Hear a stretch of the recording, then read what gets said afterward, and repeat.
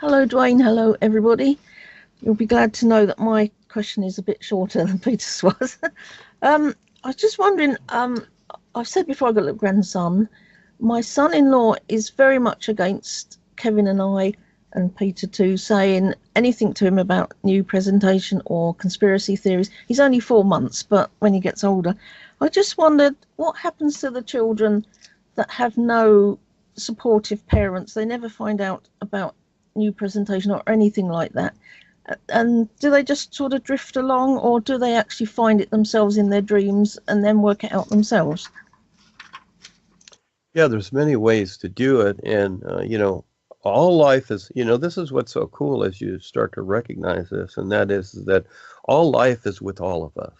It's not a particular, again, people want control. It's like, okay, we're Christians, we're Muslims, we're Catholics, whatever. Again, these are control aspects. Okay, so the new presentation, this is why I named it what it is. It's just a presentation.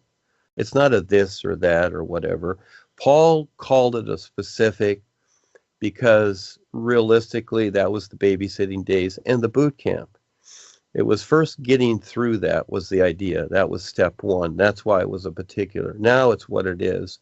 And these aspects, everybody all the time, we're all in the same life. Okay. And I don't mean creation, but everything that life is, that we cannot even conceive, perceive, or ever even touch, you might say, because it's endless. But we're all in the same life. And here we have all these ideas. So each individual that goes through those lifetimes, okay, all the lifetimes, and as we come through a new embodiment, and all of a sudden we have that, the focus is that child embodiment again, and the experience of being the child. Yes, they are getting experiences too from wherever. It's just like children going to school and going through the different grades. They're getting their experiences, and they're put, you might say, life is presenting itself in its own way to them, everybody, all the time. But again, it's about recognition. You see, it's about recognizing. The whole idea is, like getting back to the source. All right. Well, it's not really getting back. It's recognizing what life is. And so, yes, they're given the opportunity in their own way, but at the same time, they make choices. You see, that also becomes involved. So it's recognizing what life is, and at the same time, you make a choice, consciously or otherwise. So this is why, with what I've created, I create all these different avenues, because I see that, if I were just to do the books, that was the basic idea that Paul did. He just basically did the books. And he did start a vitamin mineral company called Sunasu with Dr. Bernard Jensen. My wife and I met Bernard Jensen in LA one time.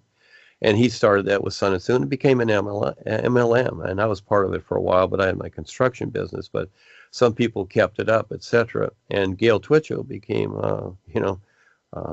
multimillionaire because of that. He gave it to Gail, etc. And so those were aspects at the time. And Paul created that because he knew that a lot of people were, we were kind of from the hippie generation or whatever, and that, that everybody wanted to work the 9-to-5 job or have a career, so to speak.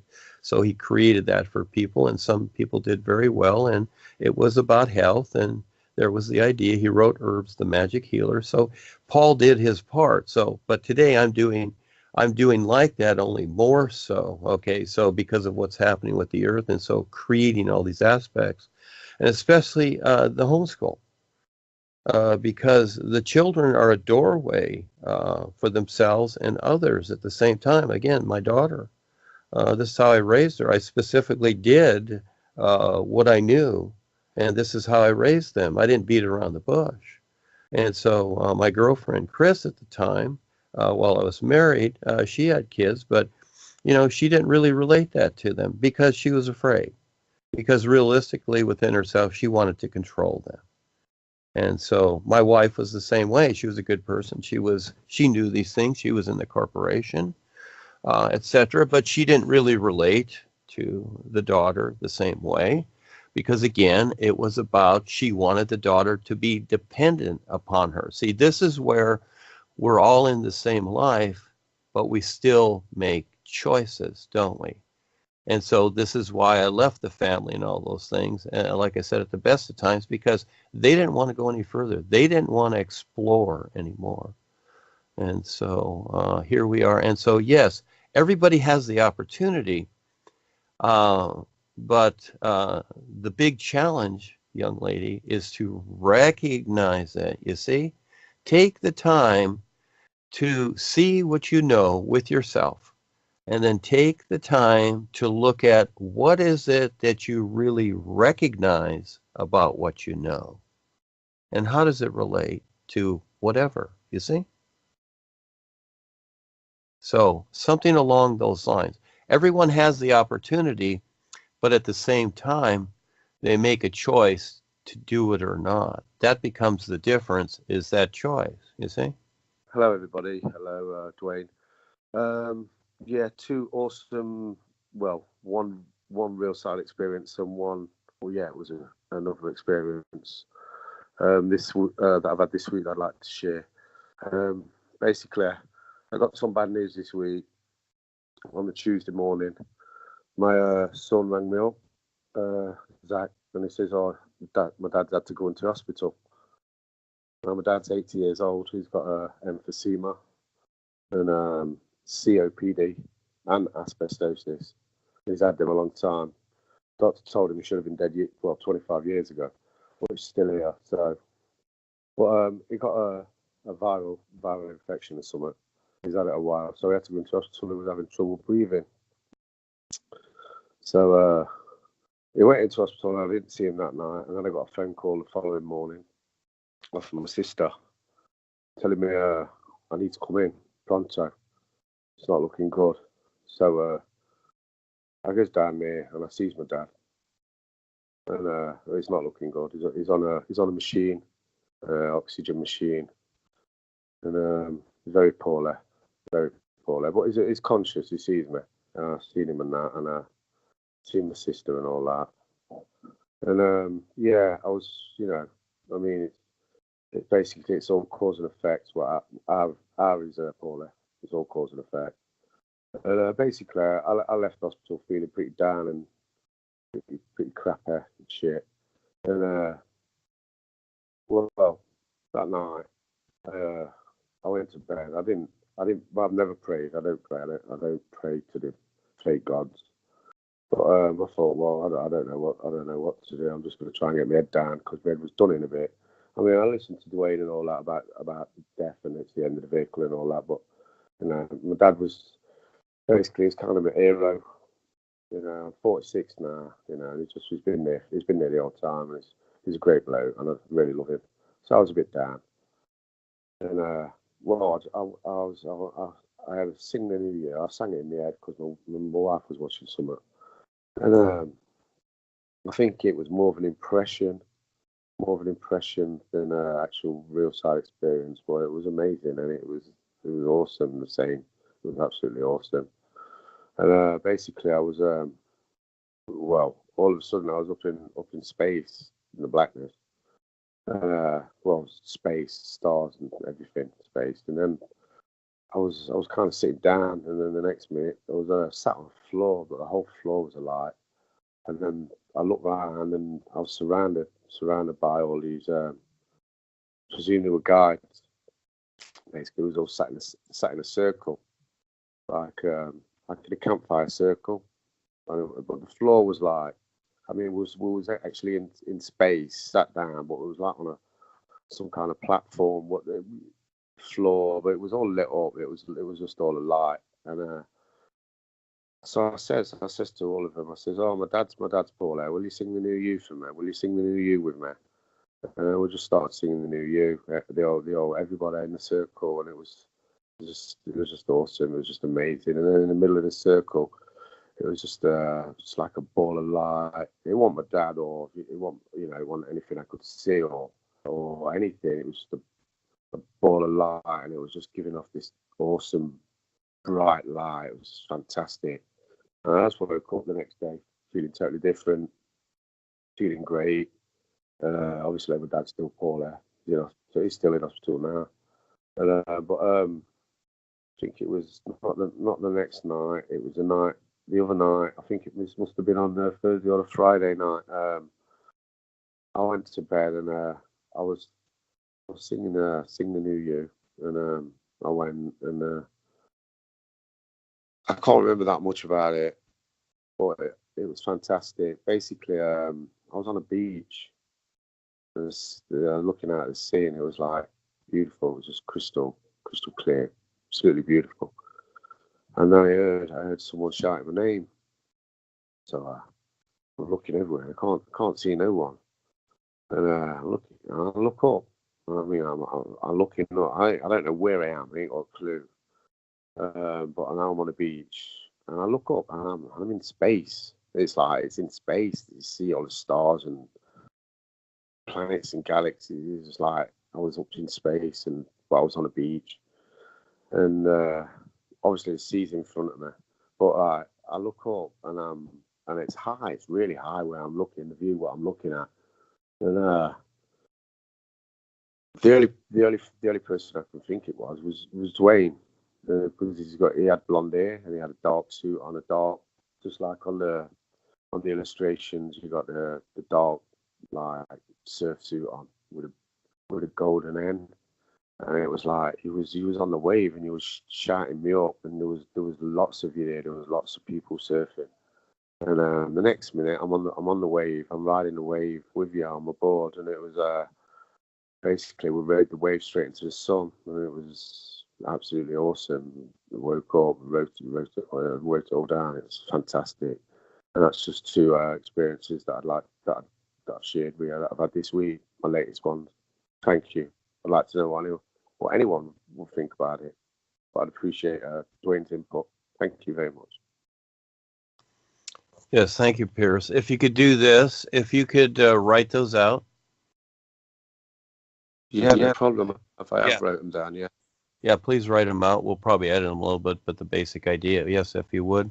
I'd appreciate that, and we'll probably put them in an image or something, but yes, if you would. And I want to back up for a second. Well, they're self-explanatory, and your father's situation there, well, it seems to be that your father in some way was also willing, again, given the opportunity, you made the request, and so it's not that necessarily that the boys always do something, but it's up to them. But in some way, they approach the individual and see if they're willing. Some people are, some people aren't, like I've explained. And so it seems like your father was, and so you'll see how it goes from there. So, and then the experiences accordingly. But if you'd write them down, you'll better understand them too. But if you'll send them to me, that would be really cool.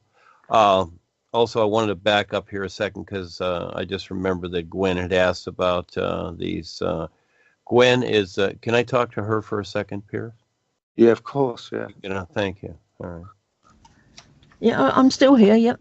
Yeah, in the beginning there you asked about you have some children or relatives or whatever that they don't want to hear about the new you. Isn't that what you said?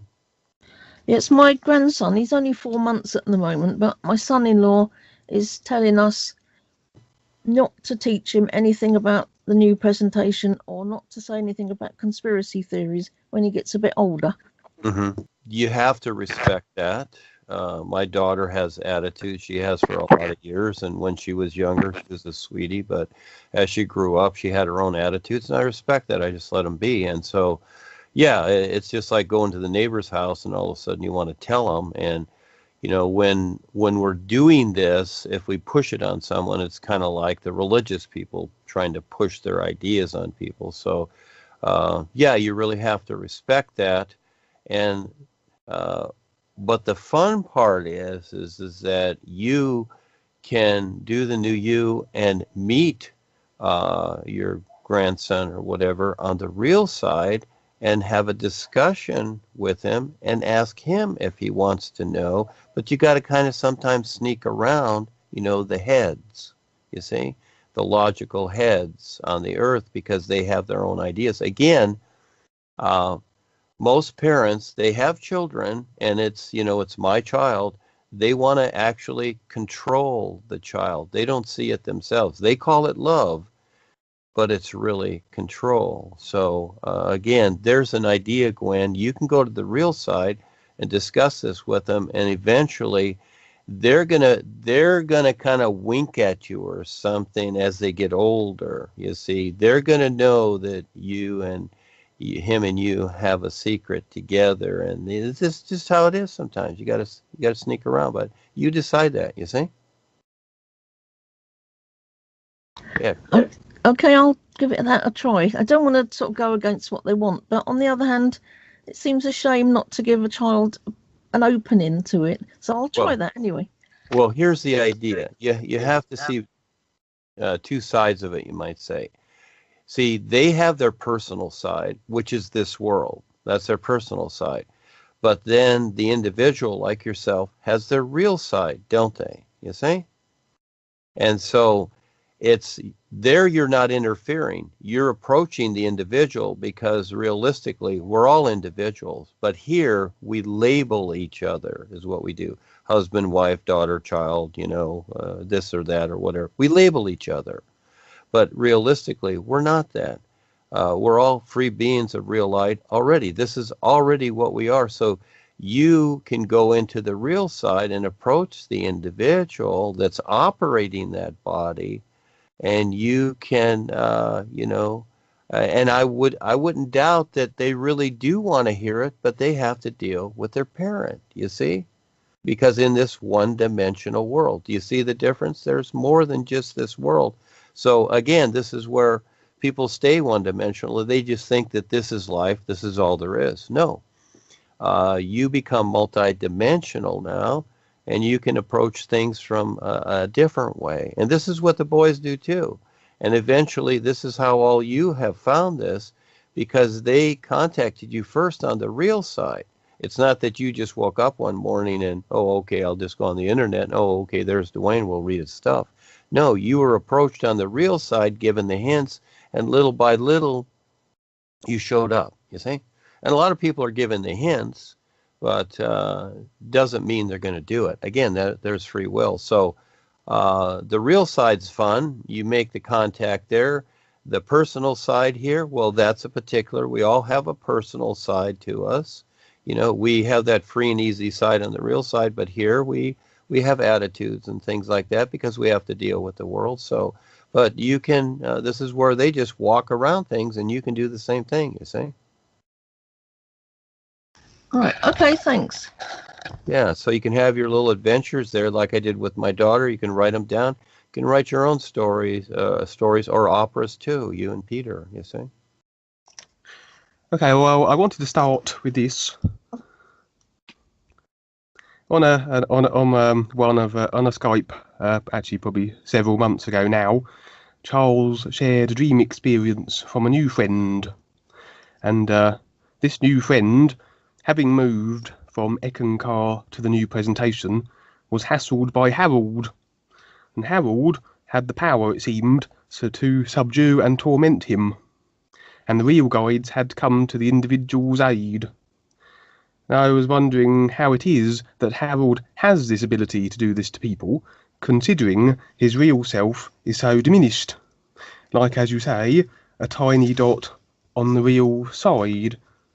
Or is it the case that, regardless of the awareness of a character like Harold, the power he has over an individual is dependent upon the agreement of that individual to Harold's position and control? Must people recognise themselves as a real being of light?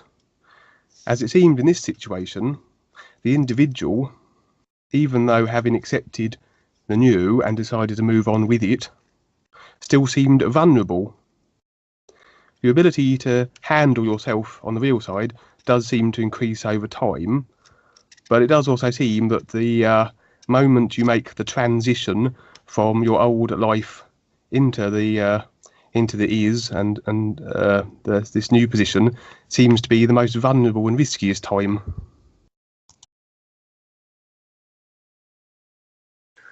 So that's it. Cheers. Nice and succinct today. Okay, that was short. Okay. Yeah, you're right on, young man. And that's how it is. You know, it's almost like a race car driver. You know, you've driven up and down the street in your little Honda for many years now. All of a sudden, you want to become the race car driver. Well, yeah, there's you think, oh, gee, I want the thrill of driving fast, but all of a sudden you start driving fast and you realize, wow, this is dangerous.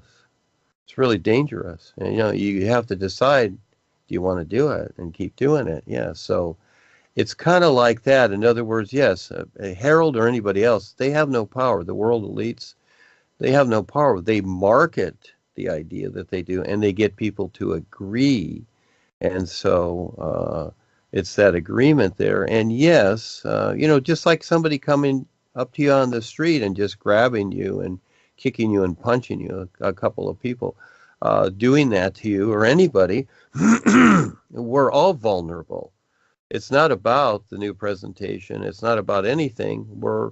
This is how it is. Just like, you know, the deer's in the jungle and, you know, the lions are lurking. This is how it is, and anything can happen. So, yeah, and as you start to go through the experiences, again, this is why many people are afraid to leave what they've known, even though they know it's restricting them, because at least they're not being hassled. And I've seen this many times, and even when I was in the corporation and using the hue in the old days, when I was out there in the public and giving people the technique to do this, they would have experiences where they're confronted on the real side, and these people didn't want to let them go. They were hassled, they were hounded, they were etc. Because again, you know, those people that control others that are part of that, they don't want to let them go. And so, yeah, that's part of taking the risk. Yes. You know, it's just like a child, you know, just like a mother having birth into this world. It's not really easy. It's a lot of hell. And it's a lot of hell, you know, going through those 9 months, bringing the baby through, raising the child, etc. Yeah, and you think it's all love. Well, you have that parts of it, and it is, but at the same time, it's hell. And so there's that part of it here too, because we're in creation and people have free will. So it's not that it's just going to clean it all up. Heck, look at what the so-called loving religionist people go through all the time. You know, everybody goes through it. So the ideas that that we have come to know in life, I mean, they're cute stories, whatever. But realistically, you know, this is what it is. This is what life really is. And it's more so than what we can see. And so again, this is where the recognition is very important, because it's more so just in the ideas that like, oh, gee, I thought I would be protected, or, you know, the protection's talked about. Where is the protection? Well, realistically, it's getting the individual, you know, through the process to where they can recognize their own real position, to where they actually don't need protection anymore. But you got to get to that point. And so it's like crawling under the barbed wire while they're shooting the machine gun at you. You got to keep crawling on your belly until you get to the point where you get past it. And so, yeah, there's a process to go through here, and it's a process of understanding.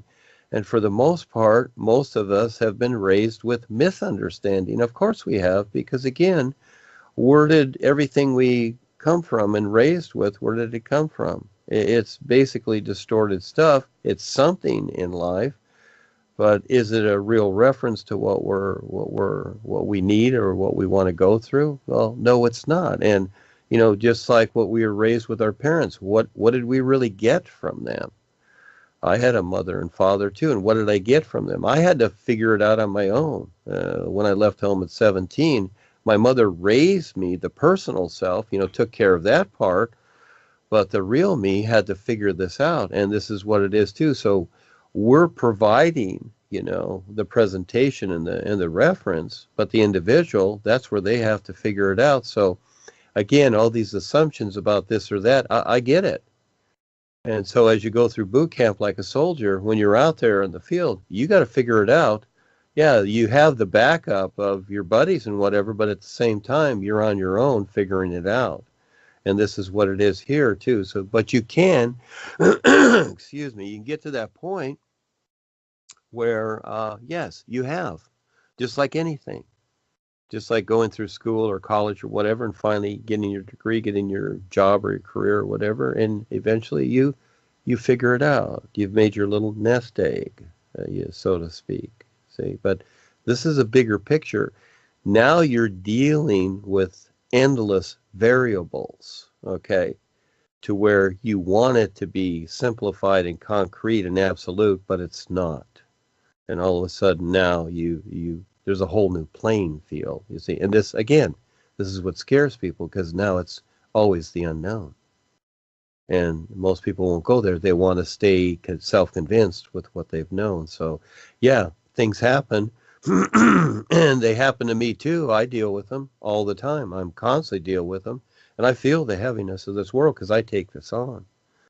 Yeah, because I've taken this position, I've accepted it, and with it comes a whole lot. And the others that are with me that are doing certain things, they feel it too. They feel the heaviness of the position that they've accepted.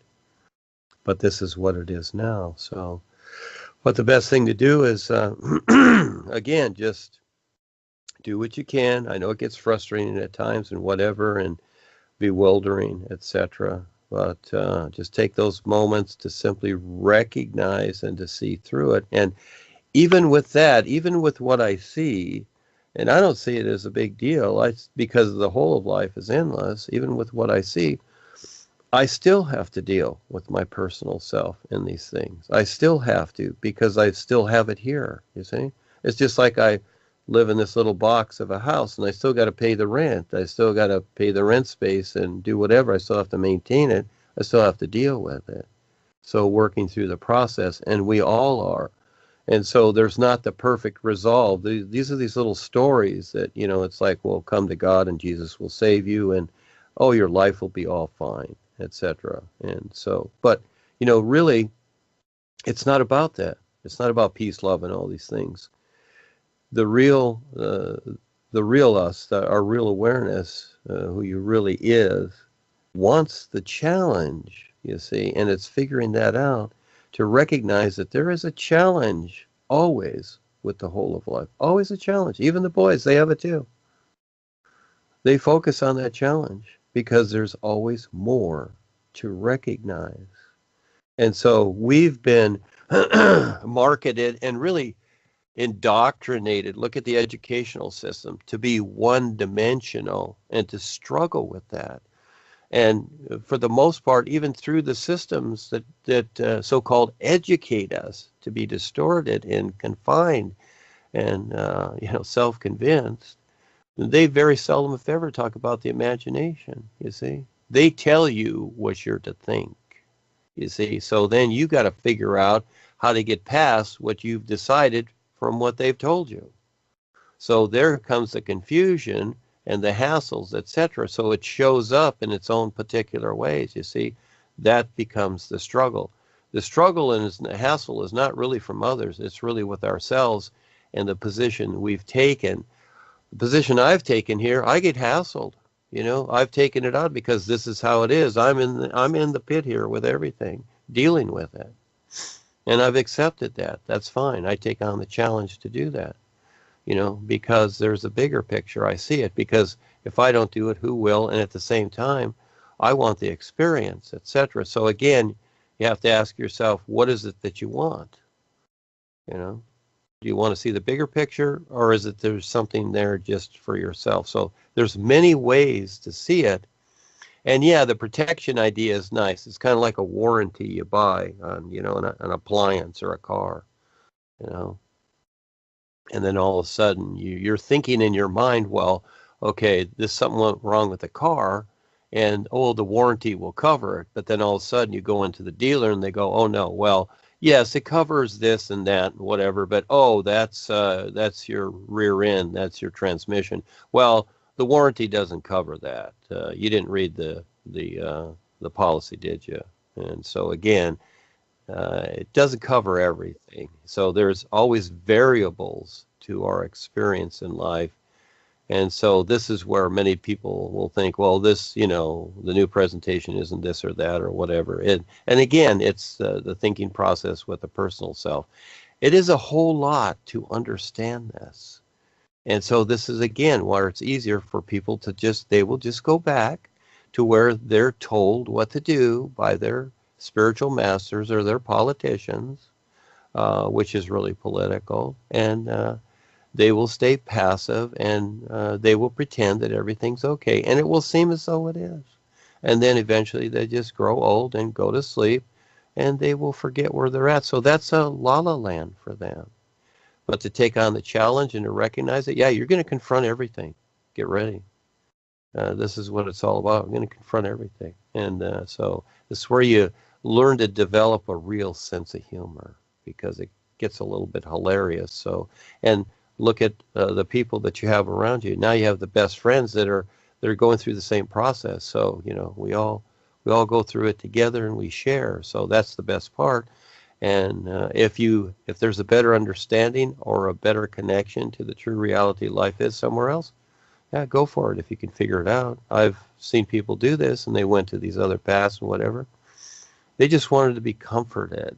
That's what they wanted. This is a real risk taker position. That's why I specified it. You got to be a risk taker. Yeah.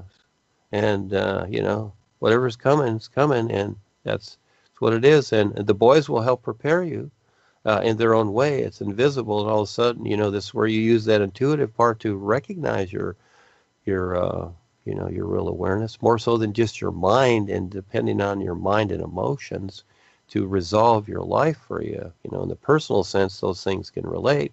But that's also according to the outside world and the economy. Many variables there. Many, many variables. So there's a few views for you, young man.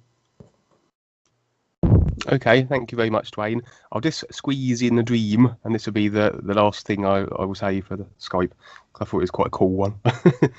I was, so in my dream, I was watching the countryside below from my grandmother's house, and in the skies I saw all the star systems, and they seemed to suddenly expand with tremendous light and then wink out of existence.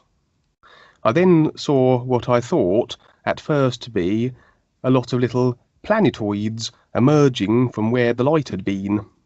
Then I realised them to be spacecraft of a kind, all landing in the fields in great numbers. Some were crescent-shaped, some were like little spheres surrounded by rings like mini Saturns.